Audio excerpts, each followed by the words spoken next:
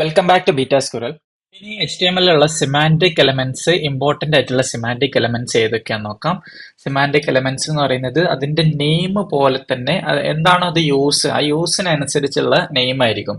അപ്പൊ അതുകൊണ്ട് തന്നെ ആ ഒരു എലമെന്റ് കാണുമ്പോൾ അത് എന്തിനാണെന്നുള്ളത് നമുക്ക് ഡെവലപ്പർ എക്സ്പീരിയൻസും ബെറ്റർ ആയിരിക്കും. അതേപോലെ തന്നെ ബ്രൗസേഴ്സിനും സെർച്ച് എഞ്ചിൻസിനും ഒക്കെ പ്രോപ്പർ ആയിട്ട് അത് റീഡ് ചെയ്തെടുക്കാൻ, ഒരു മീനിങ് ഫുൾ ആയിട്ട് റീഡ് ചെയ്തെടുക്കാൻ പറ്റും. അതേപോലെ ആക്സസിബിലിറ്റി ഡിവൈസസിനും ആക്സസിബിലിറ്റി സോഫ്റ്റ്വെയർസിനും ഒക്കെ എന്ത് ചെയ്യാൻ പറ്റും, പ്രോപ്പർ ആയിട്ട് നമ്മൾ കണ്ടന്റ് റീഡ് ചെയ്തെടുക്കാൻ പറ്റും.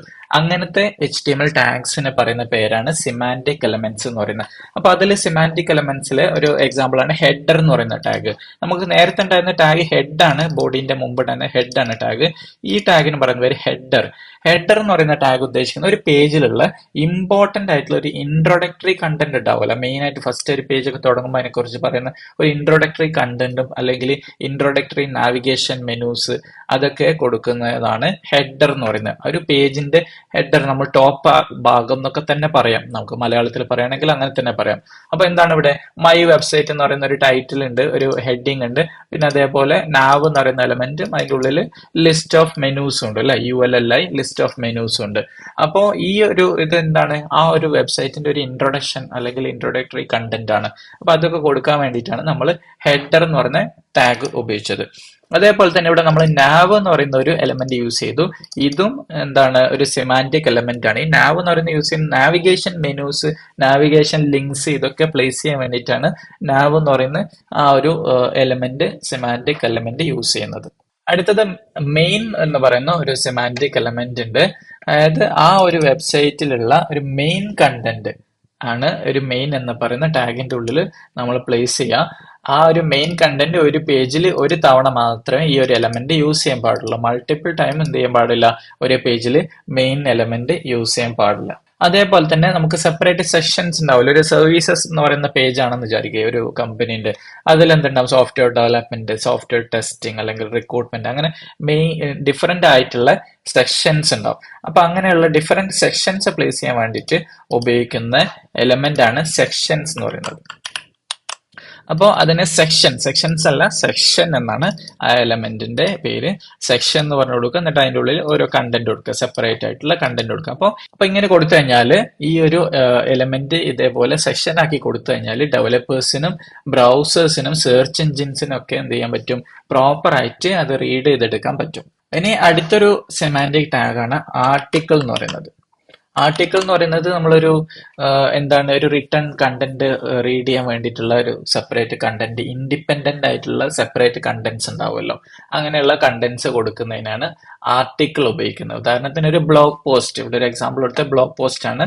അതിൻ്റെ ഉള്ളിൽ എന്ത് ചെയ്യും, ബ്ലോഗ് പോസ്റ്റിന്റെ ഓരോ ബ്ലോഗ് പോസ്റ്റിന് റിലേറ്റഡ് ആയിട്ടുള്ള ഡീറ്റെയിൽസ് കൊടുക്കും. അതായത് ഒരു ആർട്ടിക്കിളിന്റെ ഉള്ളിൽ ഒരു ബ്ലോഗ് പോസ്റ്റിന് ബ്ലോഗിന്റെ ടൈറ്റിലും ഡീറ്റെയിൽസും ഉണ്ടാവും, പിന്നെ അടുത്ത ആർട്ടിക്കിൾ ഉണ്ടാവും. അങ്ങനെ നിങ്ങൾക്ക് മൾട്ടിപ്പിൾ ആർട്ടിക്കിൾസ് കൊടുക്കാൻ പറ്റും. പിന്നെ അസൈഡ് എന്ന് പറയുന്ന ഒരു എലമെന്റ് ഉണ്ട്, സെമാന്റിക് എലമെന്റ് ഉണ്ട്. ആ എലമെന്റ് യൂസ് ചെയ്യുന്നത് അതിനെ അടുത്ത് പ്ലേസ് ചെയ്തിട്ടുള്ള ആ എലമെന്റ് ആയിട്ട് റിലേറ്റഡ് ആയിട്ടുള്ള ഡാറ്റ കൊടുക്കുന്നതാണ്. ഉദാഹരണത്തിന് മെയിൻ എന്ന് പറയുന്ന ഒരു സെമാന്റിക് ടാഗിന്റെ ഉള്ളിൽ മെയിൻ കണ്ടന്റ് കൊടുത്തില്ല, അതിന്റെ ഉള്ളിലാണ് ഈ മൊത്തം ഉള്ളത്. അതിലെന്തുണ്ട്, അതിന്റെ ഉള്ളിൽ തന്നെ അസൈഡ് എന്ന് പറഞ്ഞിട്ട് റിലേറ്റഡ് ആർട്ടിക്കിൾസ്, അപ്പോൾ മെയിൻ കണ്ടന്റ് ആയിട്ട് റിലേറ്റഡ് ആയിട്ടുള്ള ആർട്ടിക്കിൾസ് ഏതൊക്കെയാണ് എന്നുള്ളത് കൊടുത്തിട്ടുണ്ട്. ഇനി അതല്ലെങ്കിൽ ഒരു മെയിൻ ആർട്ടിക്കിൾ ഉണ്ടല്ലോ, നമ്മൾ ബ്ലോഗ് പോസ്റ്റ് നേരത്തെ കണ്ട ആർട്ടിക്കിൾ ടാഗ്.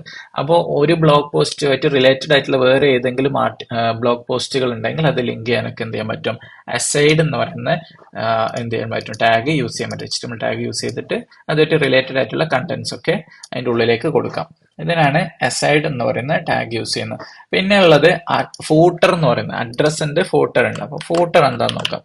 ഫൂട്ടർ എന്ന് പറയുന്ന ടാഗ് യൂസ് ചെയ്യുന്നത് നമ്മളൊരു വെബ്സൈറ്റിന്റെ ഫൂട്ടർ ആയിട്ടുള്ള, അതായത് താഴ്ഭാഗത്ത് നമ്മളിപ്പോൾ കോപ്പിറൈറ്റ് ഒക്കെ കൊടുക്കുന്നുണ്ടല്ലോ, അതായത് നമ്മളെ വെബ്സൈറ്റിന്റെ കോപ്പിറൈറ്റ് ഇതാണ് അല്ലെങ്കിൽ വെബ്സൈറ്റ് ഡിസൈൻ ചെയ്ത് ഇന്ന ആളാണെന്നൊക്കെ പറഞ്ഞ് കൊടുക്കുന്നുണ്ടല്ലോ, അങ്ങനെ കൊടുക്കുന്ന ആ ഒരു കണ്ടന്റ് കൊടുക്കുമ്പോഴാണ് നമ്മൾ ഫൂട്ടറിൽ പ്ലേസ് ചെയ്യുന്നത്. അതേപോലെ തന്നെ നമുക്കൊരു കമ്പനീന്റെ അഡ്രസ്സോ അല്ലെങ്കിൽ മറ്റേതെങ്കിലും അഡ്രസ്സോ ഒക്കെ കൊടുക്കാൻ വേണ്ടിയിട്ട് അഡ്രസ് എന്ന് പറയുന്ന ടാഗ് യൂസ് ചെയ്യാൻ പറ്റും.